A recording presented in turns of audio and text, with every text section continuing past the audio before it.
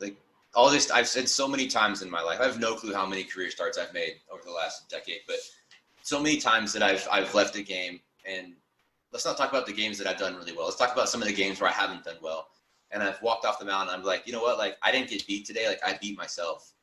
And like what I'm saying is like I got in my own way. I created a mental hurdle. I put like false pressure on myself that didn't really exist. I did this in my own head, like that stopped me from performing.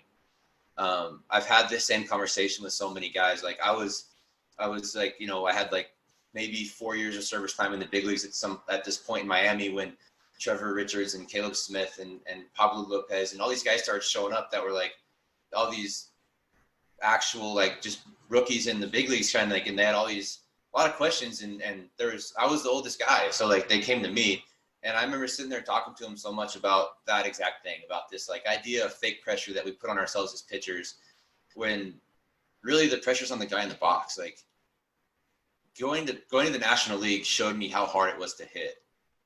And getting in the box and seeing how fast things happen, like really helped me become a better pitcher.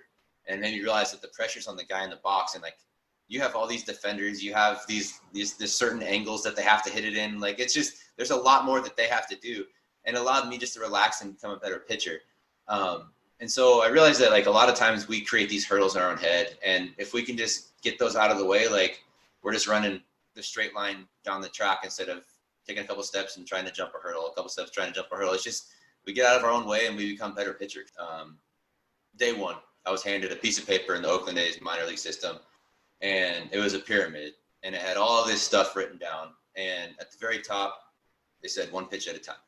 And all this stuff leading up to it, I didn't know what it meant. I read it all. I was like, oh, this is cool. This is cool philosophy. And years later, I finally realized like all this stuff at the bottom was like, no matter what happens, like one pitch at a time. So like, no matter what situation you are, next pitch, one pitch at a time. Like that's all you have to focus for. You have to focus on one pitch at a time, 100 times a game as a starting pitcher. That's it.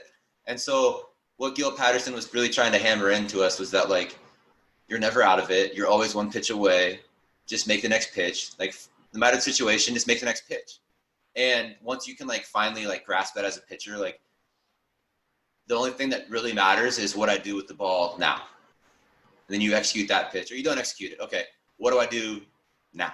And it's like each time you do that enough, like over the course of a game, over the course of a season, that's when we start seeing success. That's when we start seeing careers built or draft stock rising or college scholarships showing up, because anybody can have a good day, but what happens when you start putting good days together over and over and over and over and over again?